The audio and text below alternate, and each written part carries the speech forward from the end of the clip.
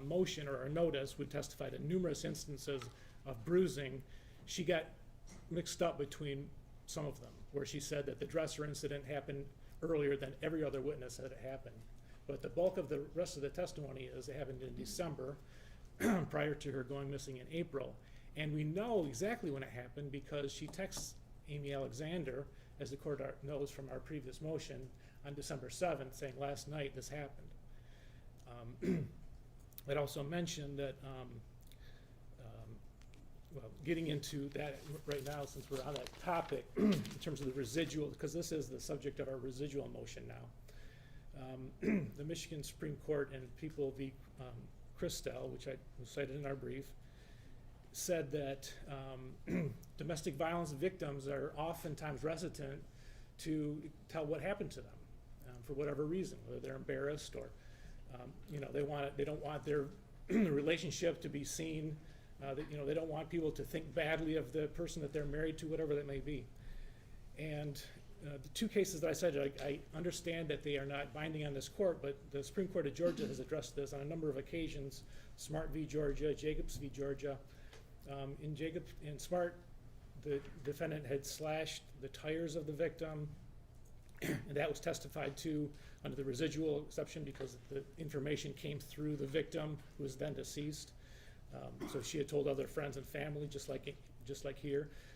Again, the testimony or the residual hearsay was that the defendant had beat her with a suitcase 7 months before the murder, and the Georgia Supreme Court said that comes in under the residual exception because there's a certain inherent trustworthiness when a domestic violence victim confides in other people as to what's going on behind closed doors.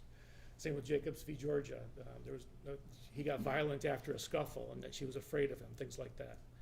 So there definitely is precedent for that. And so we would be asking for the dresser incident to come in, the hearsay surrounding that, again, as a prior act of domestic violence admissible under 768.27b. Those would be also admissible under 404b, but if they're not admissible under the statute, they're probably not admissible under 404b.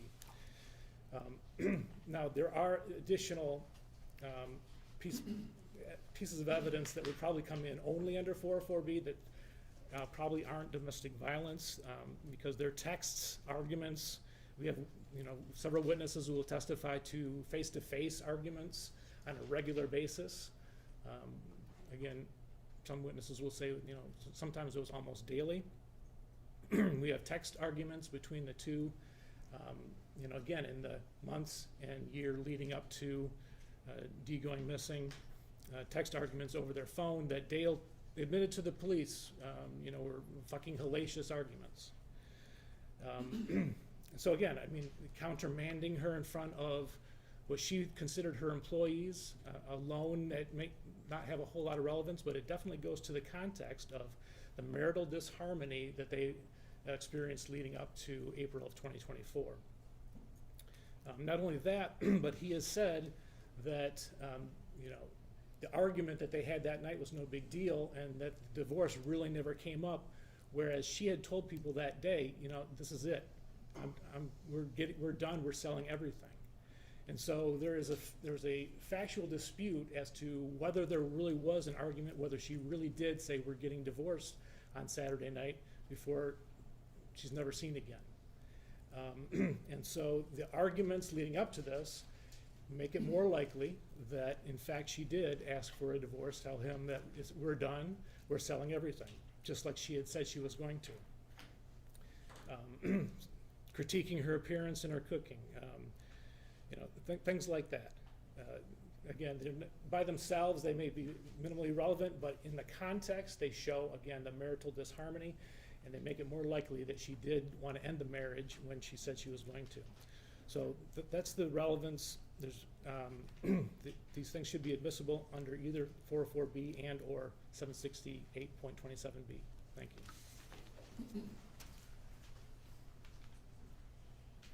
Mr. Warner is clear to the police in interviews that the government is going to be admitting that they argued that night. He told the police this was an argument, and it was one of the first times where he said, "Do you still love me?" And she said, she didn't answer that. He said in the past when he would ask that question, she would always answer. He wasn't trying to hide from marital disharmony. He's the one talking to the police about it. And as Mr. McCready says, he tells them, if you look at our text messages, you'll see it's fucking hellacious the way we argue. He's not trying to hide from that. So to say that, well, it contradicts his version of what happened, he's pretty open about what happened that night. Also, to argue that she's hesitant to speak about what's going on, he lists 4 people who they want to put up and talk about this claim, push into the dresser, the choking, and then there are more people they're going to have to talk about marital disharmony, I guess critiquing appearances in cooking, overriding her authority with employees. The choking does not, or it should not come in, because it does matter to the court when it allegedly occurred. The Watkins factors that the court can consider are part of what the court has to determine when it looks at whether it's relevant or not. Under the statutory other acts, it is not just a matter of, well, hey, it qualifies as an act of domestic violence according to the government. The court then needs to determine, is the act relevant? And then if relevant, is it unfairly prejudicial? So the court doesn't just ignore that, as the government seems to want the court to determine. And there are alternative ways for something to qualify as domestic violence. Intent of the defendant is one way, and then whether a reasonable person would feel harassed or threatened, terrorized is another. But the choking allegation is so far back, the temporal proximity is just not present. Also, again, she told multiple stories about being pushed, and we know when she claimed that it happened, but we really do not know that it happened. We know from Amy Alexander's text message, she claims that it happened in early December of 2020, but we also know from other people that the claim was made at other various points in time. So again, I would ask the court to not allow these other acts and to not allow hearsay either in the form of text messages or in the form of the residual hearsay exception. Thank you. All right, I'm going to need some additional time to organize my thoughts around these issues, because there are a number of separate instances that are challenged on a number of separate grounds, and I want to make sure that I perform the proper analysis with respect to each one of those things, and not leave anything out in terms of making a decision. So in order to make sure that I'm able to create the most thorough record possible, I'm going to take this under advisement at this point. I will either issue a written order or sometime before we get there, we'll place that on the record. I think one of the motions, the one on the use of the transcript, we're still trying to work that out. So if the court is amenable, we'd like to maybe pass on that today and see if we can still work something out. That's fine. Okay, thank you.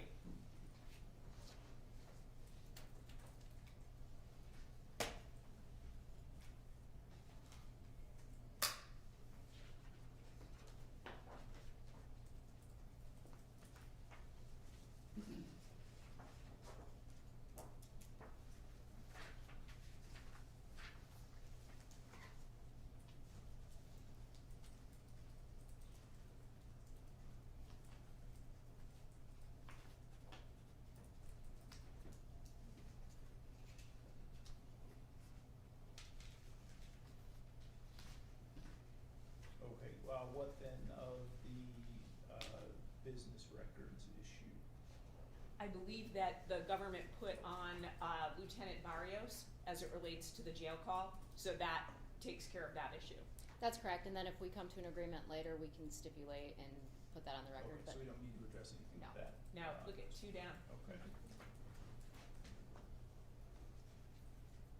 All right, and then people's motion in limine recording testimony with respect to Mr. Hardy.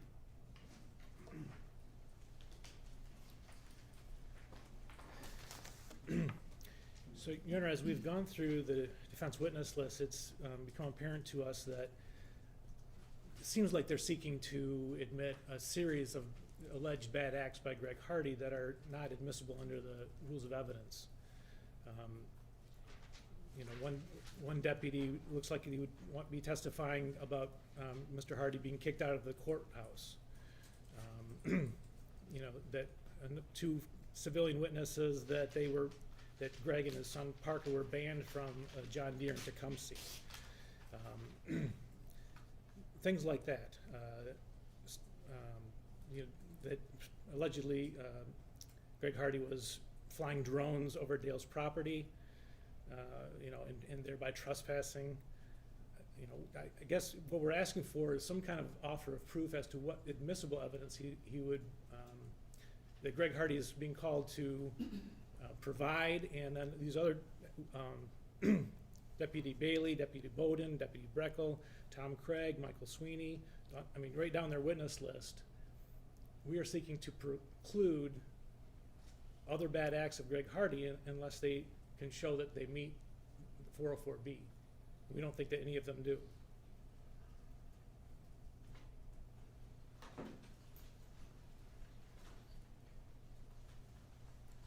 And just to complete my list here, Your Honor, I think Deputy Cody Ross would be testifying that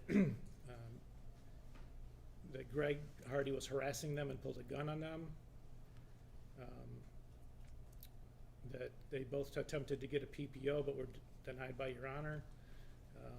And then Suzanne Wilhelm looks like she would testify that Greg approached her during probate proceedings and was nasty to her without any physical contact. So again, I mean, the nature of these seems to be consistently prior bad acts of Greg Hardy, which are not admissible.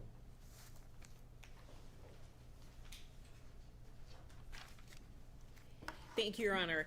Mr. Warner has the right to present a defense, and part of that defense is examining the scope of the investigation. What law enforcement knew, what they did with what they did know, and what they may have chosen to ignore. The defense has the constitutional right to broad cross-examination and to show bias and a motive to lie. Mr. Hardy has lied to the media, according to Detective Lieutenant Dreyer's own text messages to Mr. Hardy that were turned over to us. So the fact that Mr. Hardy has told untrue statements, has a history of aggression, and what law enforcement did with that information, how they investigated Mr. Hardy, is absolutely relevant to Mr. Warner's defense. This is not other act evidence just to show that Mr. Hardy is a bad person. This is evidence to show what law enforcement did and did not do. And Kyles versus Whitley is the United States Supreme Court case that discusses and affirms the right of the defense to explore the scope of the investigation, not just as to Mr. Hardy, but other witnesses or other potential suspects as well. What did the police do? What didn't they do? Why did they choose to go down one path and not another? All of that is relevant. And in Kyles versus Whitley, the individual at issue there, the third party, actually sought to ingratiate himself in the investigation with the police because he was afraid he would be a suspect, which is very similar, at least the former part, to Mr. Hardy. He was asking to be present when the tank was opened. Mr. Hardy essentially hired a private investigator to put misinformation and disinformation out on YouTube. How did the police react to that? What did they do to all of these different things is relevant to the defense. And so the fact that Mr. Hardy may have engaged in particular conduct is not the reason that we're offering it to show propensity. We're offering it to show the scope of the investigation, what law enforcement did, what they ignored, what they didn't do. And that's why it's relevant to this case. Thank you. And I should say that the other officers were listed on there as possible witnesses we may need. So for example, if a detective said, no, I've never heard of that, or no police report was ever filed about that, then that's why those officers are listed. I've already indicated to the government that in all likelihood those individuals would not be called, because I do think that law enforcement will admit, the officers who are testifying, they were aware of at least some of these things, and that's why those officers would not be needed. Thank you. So Ms. Chartier, of the list of things that Mr. McCready set forth, what, if any of those, does the defense intend The fact that he sought to ingratiate himself in with law enforcement. That Oh, wasn't okay. something Oh, on okay. Mr. list. So Okay. Mr. McCready has asked for some specific things Sure. that I preclude. Okay. And I'm just trying to gain an understanding of whether or not you're even gonna put on evidence Sure. about those. So the fact that Mr. Hardy repeatedly trespassed on the Warner property and the fact that he trespassed on Mr. Warner's mother's property, yes, I'm seeking to admit that. I'm seeking to admit that he engaged in aggressive conduct with both Mr. Warner's prior lawyer, Lawrence Lieb, and the lawyer guardian ad litem, Suzanne Wilhelm here, because that history of aggression is relevant to how the investigation was conducted, as well. Oh, I'm sorry. So explain for me how Mr. Hardy acting nasty toward Ms. Wilhelm and Mr. Lieb speaks to how the investigation was conducted, because I don't see an immediate connection. So knowing that Mr. Hardy was so quick to engage in aggressive conduct here in the courthouse with two officers of the court is relevant to why there was not a further investigation into Mr. Hardy in this case, as well as the fact that he could not conduct himself in an appropriate manner in a retail establishment to the point that he had to be banned. It appears that him ingratiating himself into this investigation protected him from being fully investigated by law enforcement. So what law enforcement knew and what they did with that knowledge.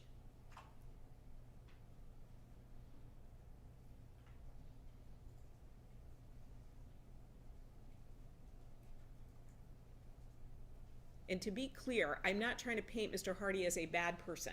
So for instance, if he didn't pay his taxes or he wasn't a good tipper, that's not relevant. But a history of aggression and a history of violating the law as it relates to Mr. Warner, once Ms. Warner went missing in April of 2021, and what was and was not done after that by law enforcement, that is relevant. Well, how is getting kicked out or banned from John Deere a history of aggression toward Mr. Warner?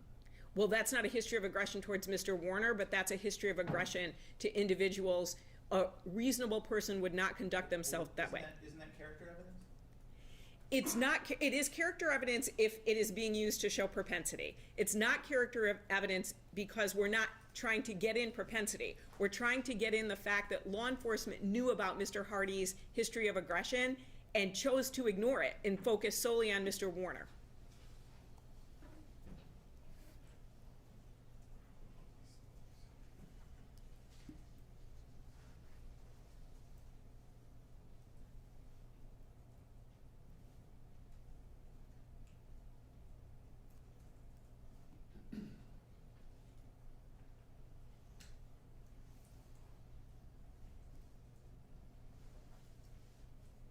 Okay, anything else? No, thank you, Your Honor.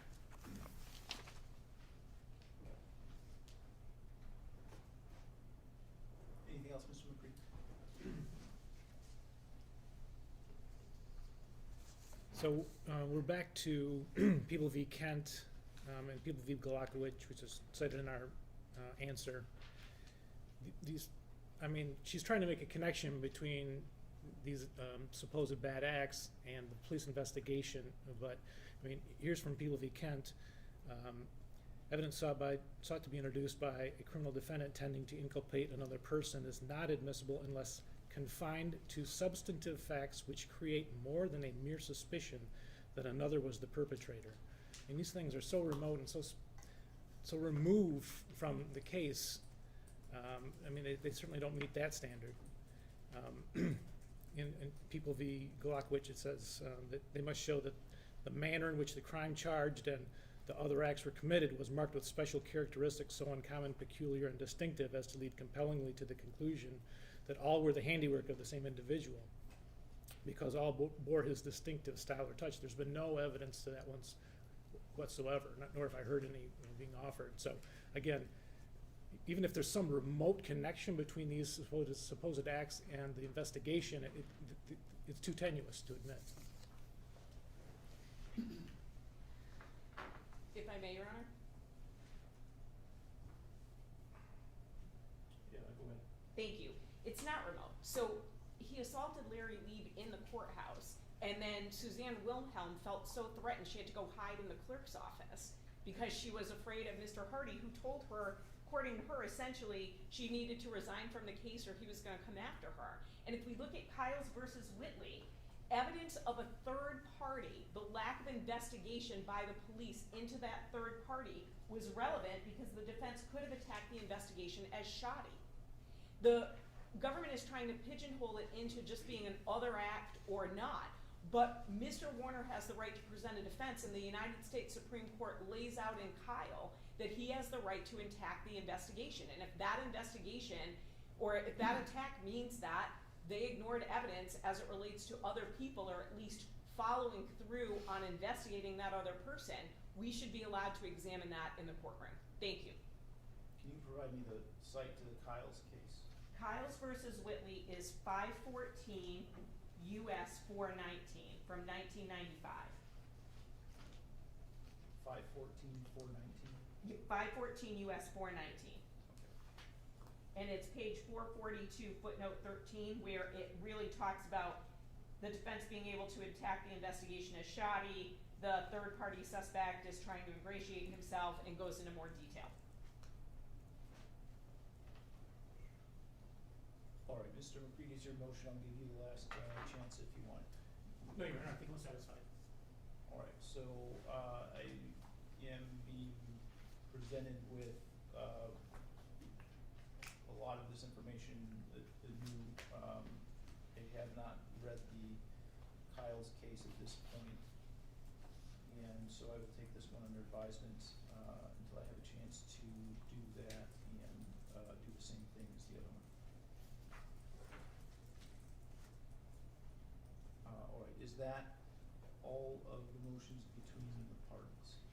I did want to raise a verbal motion, as I had indicated in chambers, if the court will hear it, just to renew the motion to change venue. It won't take long. The court is well aware of the law. We argued this thoroughly in the past. But we have 96 jurors who are coming in for phase 2 next week, although I think one person may have been removed because of a work conflict. So if you say 95. Of those 96 individuals, though, only 4 hadn't heard of the case. That's less than 1%. Every other person had heard something about it. Some people, from numerous sources. 92 had heard of the case. 18 people of that pool had opinions of guilt, although all of them indicated that they could set it aside.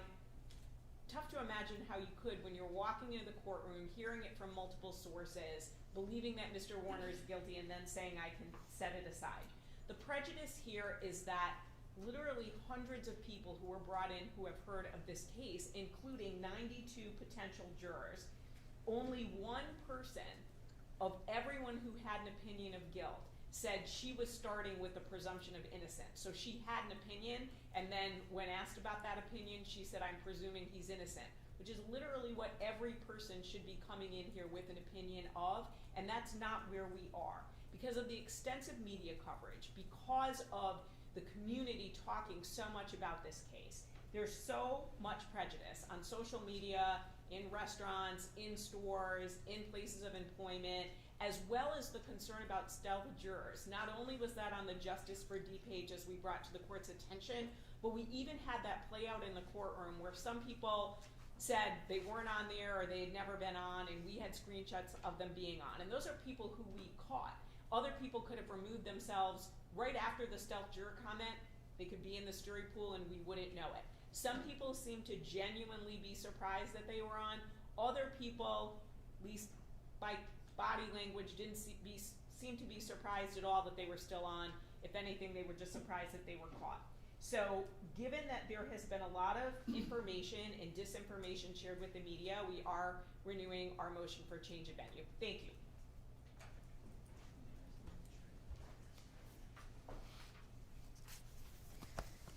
Your Honor, the standard is not whether most of the people on the jury panel have heard about the case. We don't have to be ignorant about the news and what's going on around us. Social media, I mean, it's 2026, everything's online. There were a lot of people who expressed that they believed Mr. Warner was guilty. However, there were also a lot of people who said, I don't watch the news, I don't look at social media, I don't care about that.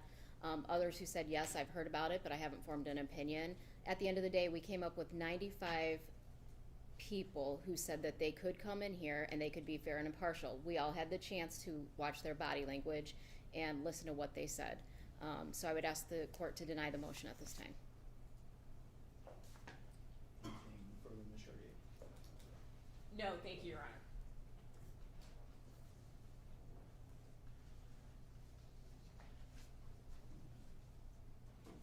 All right, as you have probably gathered, I'm not one that likes to make quick decisions, having just heard arguments, so I will take this one under advisement as well, and, after having an opportunity to give it some thought, I will either rule on the record or by written. Okay. So at this point, the court has received a motion to seal a certain portion of this proceeding.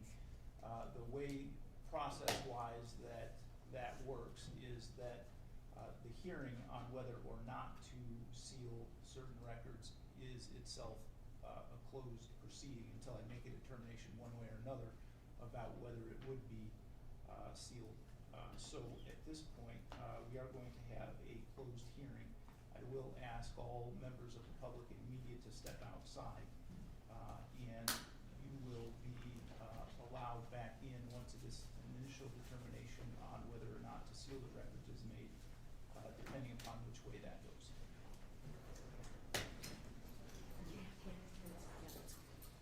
And I'm going to take a short recess while people are moving around. I think there's a microphone here that would need to be removed. Do you want the camera out?